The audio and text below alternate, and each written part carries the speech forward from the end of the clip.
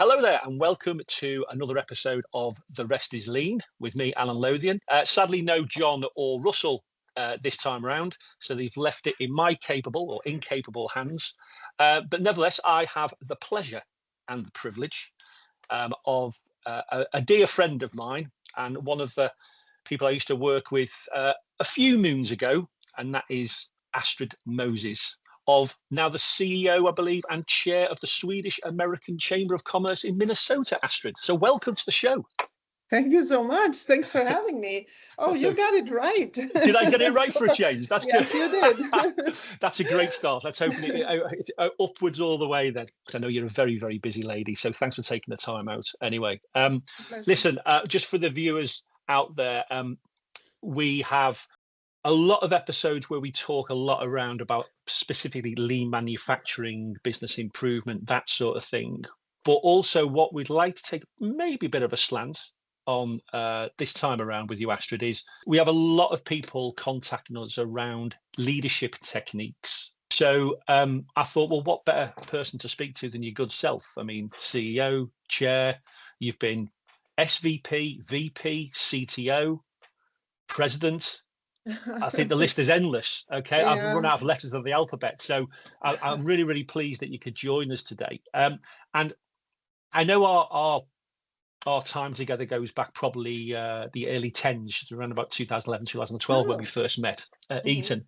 But one thing I'd be particularly keen to learn, and hopefully our subscribers would, is your earlier days of how you got into those positions. So would you kindly just share a bit about your early days and your background at all for us, please? Certainly.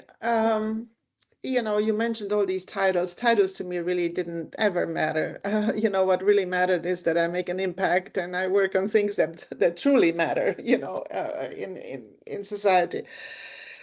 Early days. All right. Well, let me start with my time in Sweden before I moved to the US. And this goes back to 88, 89, 90s. In that period of time, I'm an alum of the Royal Institute of Technology in Stockholm.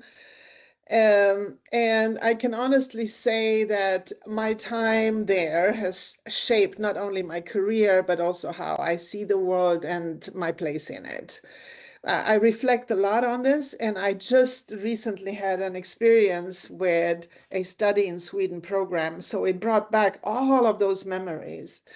And KTH was not just a university for me, it was a gateway to possibilities. I learned not only to facts and to memorize things around mechanical engineering, because I had a master's of machine design and mechanical engineering, but it taught me how to think, how to question, and how to solve real problems.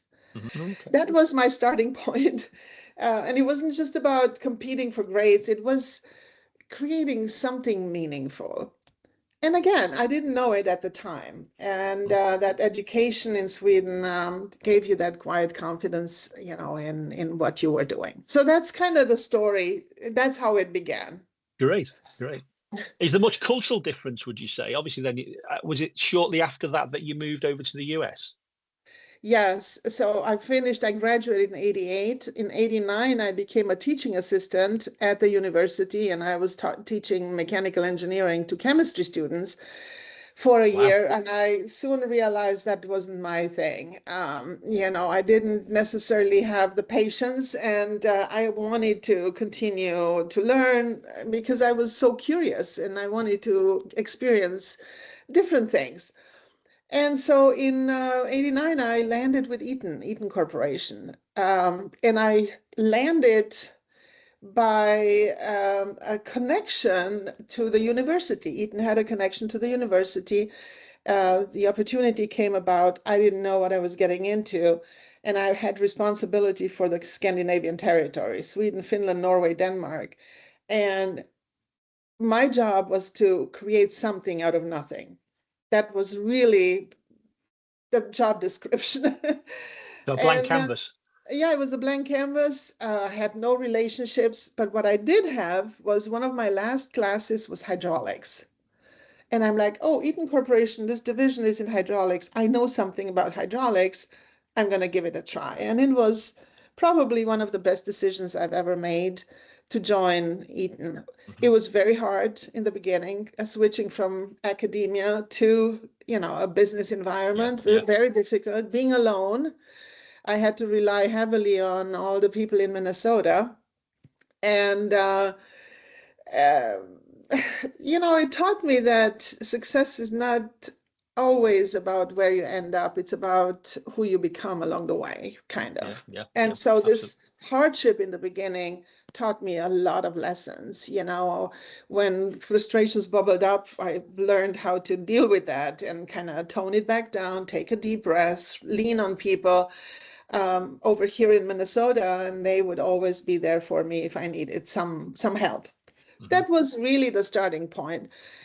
And then, then I moved to the U.S. in '95. So I spent 6 years in Scandinavia with Eaton. And after 6 years, I was getting antsy. Okay, I need to do something different. I need to do more. The products were not necessarily suited to Scandinavia. And the person that I reported to at the time, he says, well, why don't you come to Minnesota and fix it? So that's how I landed in Minnesota in '95, one of the coldest winters I remember ever. But I've learned to carve out a space where I could contribute. And I've had a number of different roles. Each role that I was searching for was to satisfy my curiosity. To be honest, I wanted to learn the products, then I wanted to learn the markets. I wanted to engage with customers. I love the technical side of things, being an engineer, and I wanted to understand, well, how does a motor work? How does a pump work? How does a valve work? And all of these experiences gave me a breadth of experience. So all of this happened then from '95 till about 2010, I had a number of different roles. I did strategic planning, I did mergers and acquisition, I ran portfolios, and in 2010, I was asked to move back to Europe, and I ran Europe, Middle East, and Africa. This was just before you joined, I believe. Yeah. I joined in February 2011. I joined. In February 2011. I landed, I believe, kind of mid-10 or something like that. And at first, I didn't understand what the expectations were. I thought, well, just go to Europe, meet a customer, and then come back, or, help create an opportunity. But I've learned from my boss, no, you don't understand. I want you in Europe to go and drive Europe. So it happened within 2 weeks, packed my bags. So did they move the goalposts again, did they, Astrid? What they started with and what you ended up with are two different things. Totally. I'm going in with a certain mindset. I'm packing my bags and I land in Lausanne in Switzerland because that's where the headquarters was. And I thought, they're actually paying me to live here. Oh my gosh, what a beautiful country. And so the environment, the landscape, the geography was just such an inspiration and gave me a boost of energy. It's a beautiful part of the world, isn't it? It is unbelievable. I had experienced Switzerland in the past, but not like that.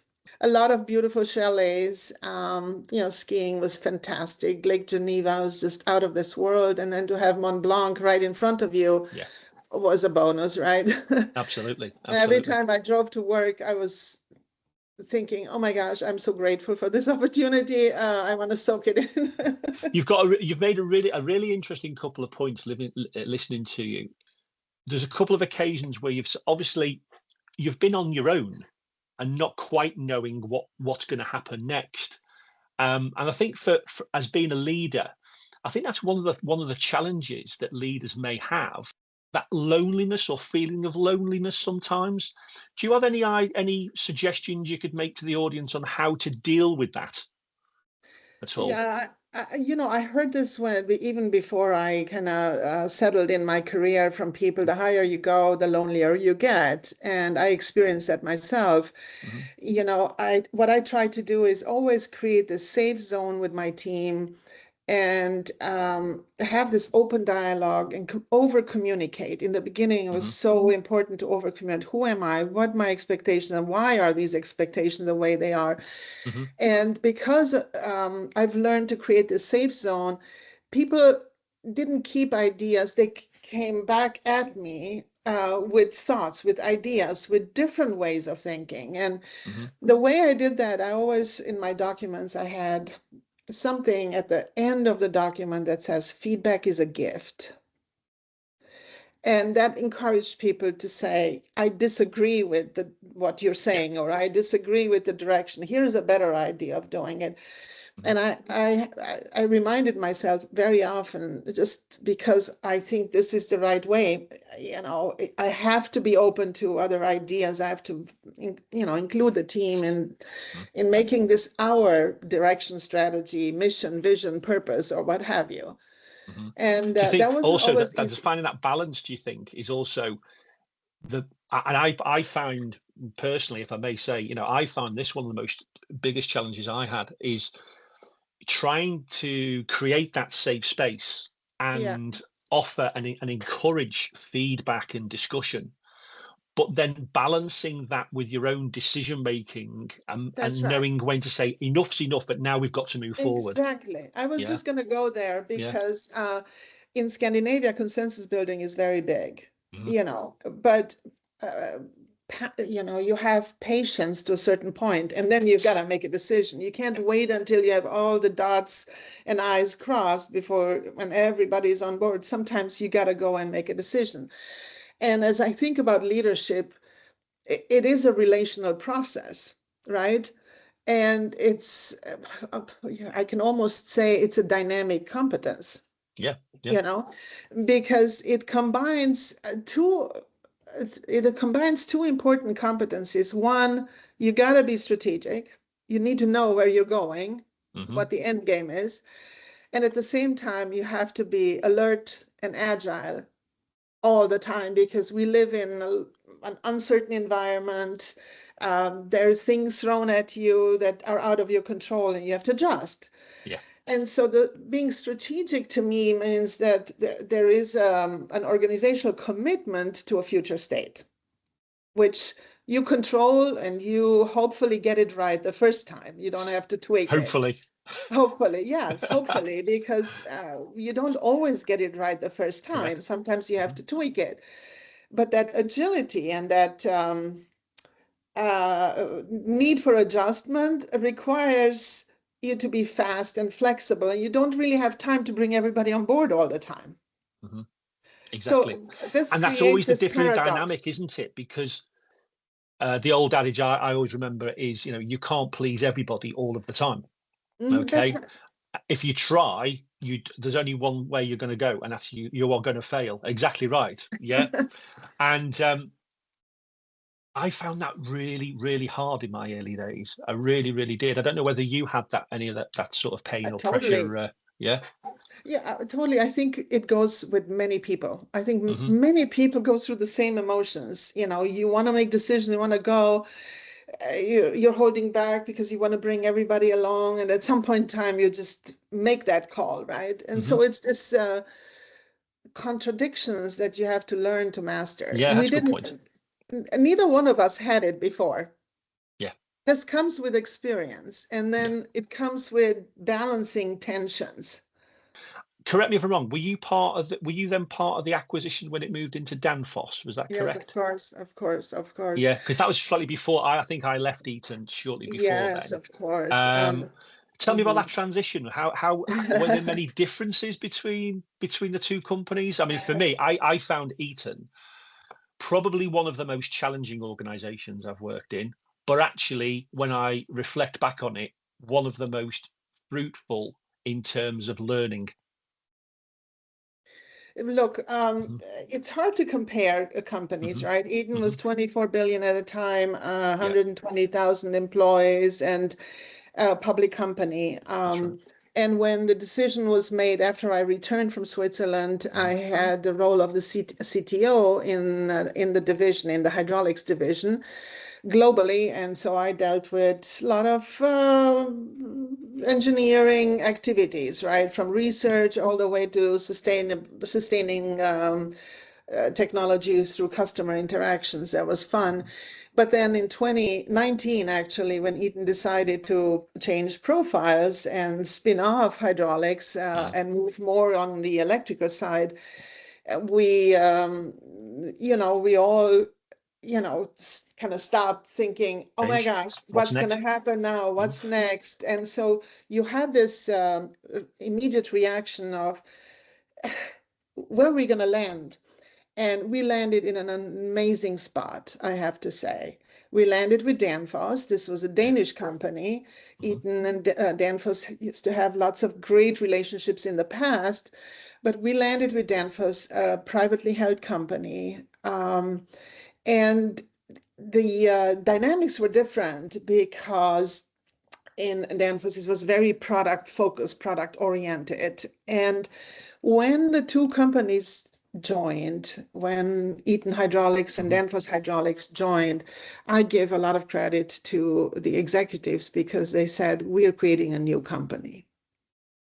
It's not, this is Danfoss and now we're welcoming Eaton on top of it. It was two organizations came together and we're creating something new. And you felt a sense of belonging even before the deal was signed, to be honest. Was it like that family, almost like a family arrangement, so to speak? Yeah. Totally. I mean, you knew who the owner was. You saw the owner, you visited with the owner, you heard his tone of voice, the journey he's been through, which is unlike in a public company. There's many owners, right? But in this case, you actually had the owner right there in front of you, could reach him, talk to him, and it was just quite a unique experience. I cherished every minute. In terms of that transition from Eaton to Danfoss, again, talking about some of that from a leader's perspective and the teams that you led, obviously there's an element of nervousness there and uncertainty for not only yourself, but also the teams who are probably looking to you at that time for a little bit of direction and was it sanity in an otherwise insane world, as they say. Could you help some of our listeners maybe understand are there any tips you could offer in terms of how you maintain that trust and that engagement with your teams through potentially quite a nerve-wracking and an unsettling period? Really? Look, I mean, nothing is ever steady, right? Change is a constant. Whether you're being acquired, or you're acquiring, but it's never steady. And I always believed communication is the way to kind of get everybody on board, calm spirits down. So I had a lot of communications explaining, the company we're landing to actually. This is a good thing because they have focus on this business, the hydraulics business, and we're coming in there. It's going to be even more focus on the business. The structure was different, and yes, that created some hesitancy with some. But we kind of tried to calm everybody down and say, look, wait until this deal is consumed.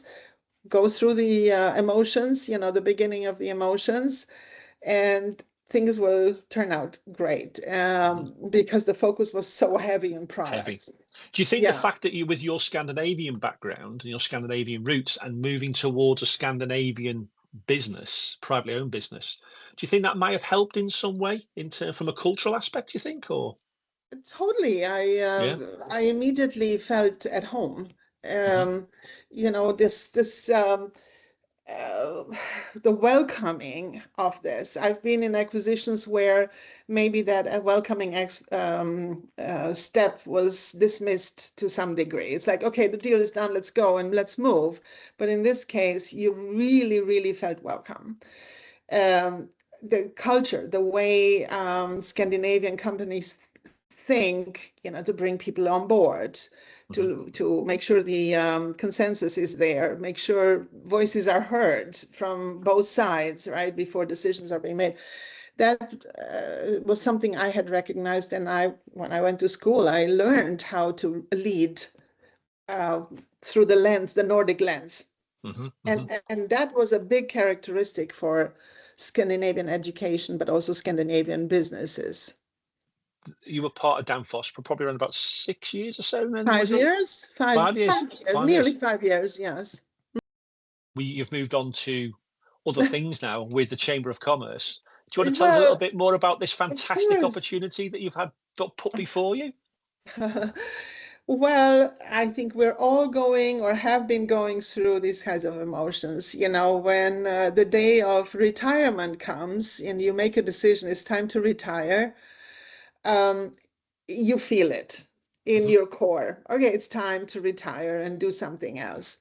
In my case, the first day after, it was a shock.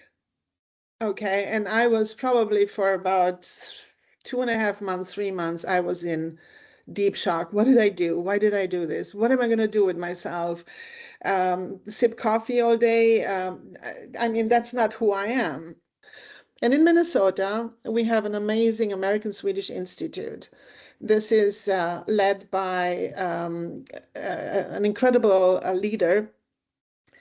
And I got to learn about this lady. Her name is Molly. And I reached out to Molly and said, look, Molly, you're doing a lot of great things on the cultural side, but why don't we start something around business? You know, Sweden, Minnesota, there's a tight relationship here, and start something with business.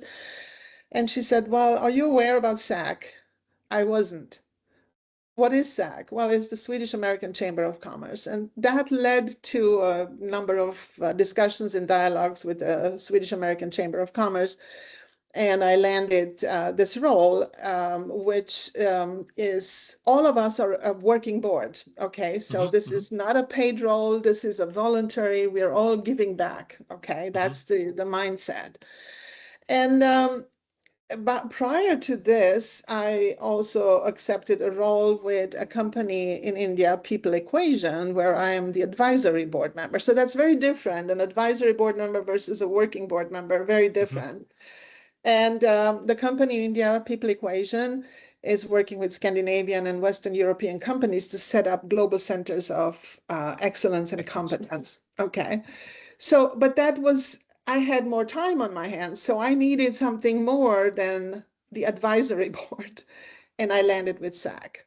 And we're trying to make a real big difference where we match Swedish technology, innovation, startups, even mature organizations to land in Minnesota. And most of the time, companies from Scandinavia land on the coasts. And I asked a simple question. Aren't we the state with most Swedish descendants? We have over 430,000. So why do we have a flyover zone? Why aren't companies landing in Minnesota? We need to change our narrative. And so the statistics that we started to digging out became so compelling, and we're starting to share this with companies in Sweden. Said, did you know about Minnesota? Did you know this, and that? Why you should consider Minnesota as a landing spot?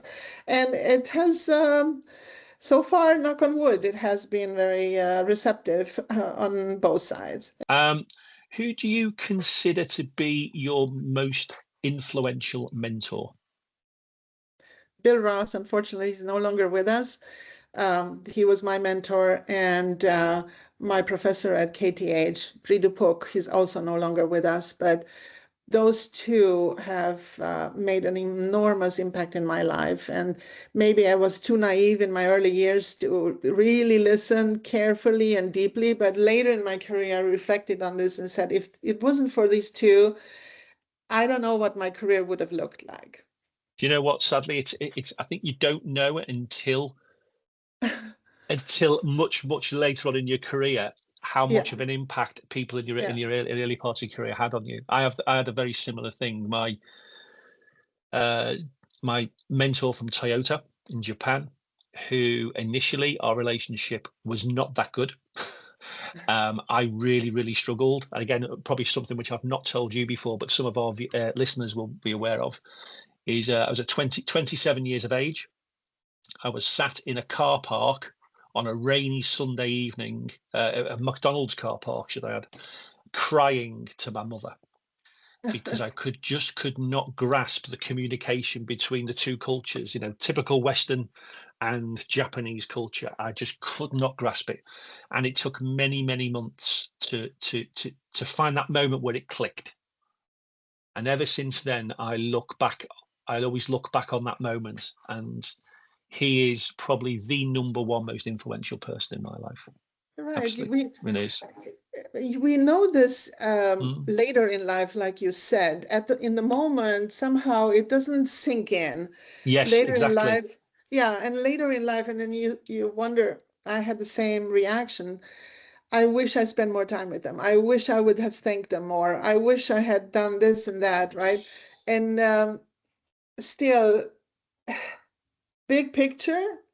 There's just a handful of people in your life that really, really make an impact. And exactly right. I'd encourage everybody to just be observant when that moment happens. Well, many years down the line, I actually brought him to Eaton. He was very true to form. He was very complimentary in front of the team. The moment he got me in the boardroom on my own, the phrase we use over here is he tore a strip out of me. Okay. So in terms of telling me where, a very bad engineer, a very bad leader, this is what you were doing wrong. This is what you weren't doing this. This is what I taught you, and you're not doing that properly. But he was always very positive in front of the team. Okay. Yes. Had that have been 20 odd years ago, I'm thinking that petrified me. But actually, yes, I was slightly still petrified, but I knew it was coming. I just knew if I had a moment alone with him, he was going to tell me where it was going wrong. I had the exact same experience where same story in front of the customer, it was all good. And then I got my do better speech behind closed doors. Do better speech. Yeah, thank you. That's exactly right. And, at first you cringe, right? Oh my gosh, I could have done better. Why didn't I do better? And so forth. But when you start being more reflective and action-oriented, you just pick up the pieces and get back into the battle, right? Exactly right. That's it. So my wife always uses the phrase "puts her big girl's pants back on." Is there a particular routine that you have or a habit that you've followed that helps you in your positions to stay focused, maybe, or help with your leadership style? Yeah, well, I had the routine. So mornings, I try to get up early. I'm an early person, so I get up early and start reading. And I try to read as many, articles, newspapers that would help the space where I was in. So that was my routine. And then it kind of settled me down and prepared me for the day. But the routine I had when I went into meetings, I always reminded myself, lead with hope. Lead with hope, because you never want to be considered a leader that led with fear, right? And be action oriented. When I say something, I will go through walls if I have to. I'm going to get it done. And I've learned that early on, again, from my mentors. I know that from first pass. I know that from experience. Astrid, not too well. Yeah, because words are cheap. What really matters are the actions and the follow through. And I also had skip levels. I'm a people person, and I try to connect with people. Hierarchy never really mattered for me. I never really followed hierarchy. If I had to, I went to whoever I needed to get some insights and listen to people, reach out to them. And I call them the skip levels. That made maybe my team a little bit nervous, but I said, I'm not doing it to check on you. I'm doing it because I want to get more data points that I normally get. And every time I did skip levels or I visited a location around the world, I came home with so much energy, and I realized the center of knowledge is not in the home office. The center of knowledge is out there. You know, people are battling with different things in whether it's in India or it's in South America or it's in Italy or what have you. The dynamics are different. And so that was a routine I always tried to have and ask them questions. Sometimes I had an answer, but I asked a question to validate my answers. My answer right? Have I learned the right thing or not? And many times their answer was different than what I had kind of painted in my head. For many of the people that join the pod, you know, a lot of ours is not just about leadership. Obviously, we have a lot of quite a heavy lean continuous improvement element to it. And one of the key messages that we always say time and time again is the learning comes from going to Gemba, going to the shop floor. Yeah. Really the place where the actual activity is happening. All right. That's and right. It's great to hear somebody who has been at the levels that you're at and have been, is the fact that you're not afraid to get out there and sense check rather than believe that you are right. You've always shown a great sense of humility to go out and ask people from different levels of the organization to basically prove or disprove what you were thinking. But you Absolutely. triggered something in my mind with the Gemba. I remember my first Gemba walk. Oh, go on then. You're the expert. I was not. And I get this piece of paper and I had to write down what I was seeing as I walked through the facility. It was a disaster. I didn't see what mattered. Yeah. The eyes, Okay. having the eyes, exactly. Having the eyes to see what matters in a factory on the shop floor.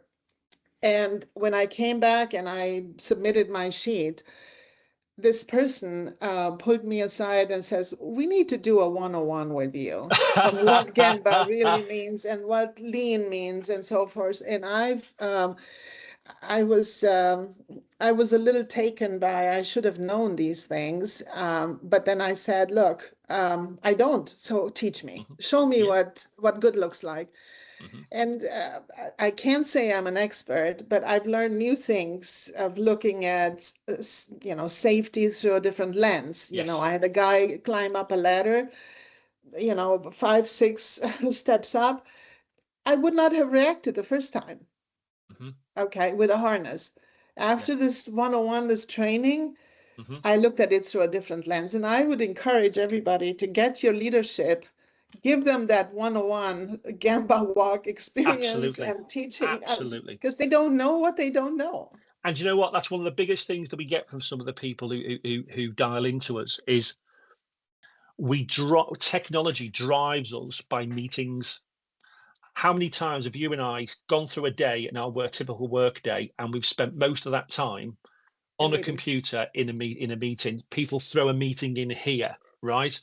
And it's, you know, one of the biggest things I say is we have to have the self-discipline to understand and say, actually, sometimes no to that meeting, because I need to have a pocket of time in my diary dedicated to being out in the Gemba, wherever that Gemba may be, in that place where I'm finding out the real facts of what's truly going on.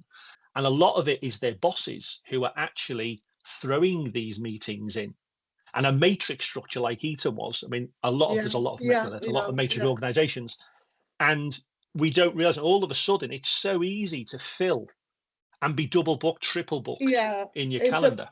It's a pet peeve of mine. I didn't, like you said, I didn't realize it until later in my career too. It's like I just spent 4 hours in a meeting, and what did I just accomplish? Not much, right? I just reported. Yeah. And I think we need to have the courage to bring this up. A meeting or sending 1 million emails doesn't mean you've done and made an impact. Exactly. Not been productive. It's busy work. Exactly. It's only busy work. And you always have to ask the question, is this busy work really making an impact? And the answer oftentimes is no. You picked on a really good point. Something you mentioned earlier on. You mentioned about books and newspapers. You're a keen reader. I'm not a huge book reader, if I'm brutally honest with you. I tend to get mine. Between you and me, Astrid, the more pictures, the better. Is there one particular, if you look back on your career, is there one particular book or article that you look back on that has helped you in your career, would you say? Oh my gosh. So I do have a book club with my daughter, a friend of mine and her daughter. It is, you know, a generational, 2 generations coming together, and we're reading all kinds of books. We're reading political books sometimes it's fictional, sometimes it's non-fictional with a historic kind of a, but there's a couple of books that have stayed with me. We've done this now for 5 years, and we read over 80 books over 5 years. Wow. Okay. Now, probably the book that surfaces to the top of my list is the Book of Joy. And the Book of Joy is by Desmond Tutu and Dalai Lama. Okay. Okay. And it's a book that teaches compassion, empathy, and so forth. I absolutely adored it. And I wondered, why is the rest of the world, why aren't we more compassionate? Why aren't we applying more empathy? The other one that was giving me a little bit of a history lesson, actually my daughter recommended it, was The Soul of America. Mapping leadership, presidential leadership from George Washington all the way to the present, when leaders either led through fear or they led through hope. And the ones that led through hope obviously left a legacy which has endured. And then there's another book that I would highly recommend. It's The Prisoners of Geography. And the Prison of Geography describe different countries, different regions and continents, how they think about defending themselves, the geographical barriers, mountains, rivers, etc. And you get a lens when you're in a country and you start looking out and say, oh, I get it. I understand why they are pushing a certain agenda. Listen, I have one final question from one of our regulars. Okay. And this is about your younger self. So if you were talking to your younger self, what one piece of advice would you give them? Oh, it's speak up. Yeah, and be diplomatic in how you say it. Apply empathy when you have to say something, but don't be shy and wonder, oh, this is a stupid question, I don't want to get it out in front of others. This is something I have been telling my kids too. And the other thing was, integrity is the most important competence. Do the right things, always. Even more important when nobody's watching, right? That's a good point, yes. Yeah. Yes. Listen, I think that about wraps it up for this session. But listen, I need to say, Astrid, it's been an absolute pleasure to spend these few moments again with you after all these years. Thanks so much for sparing the time for us for the pod. And listen, I hope we can speak again in the near future. But thanks again, and thanks for your time. Thank you very much. Thank you. Thank you.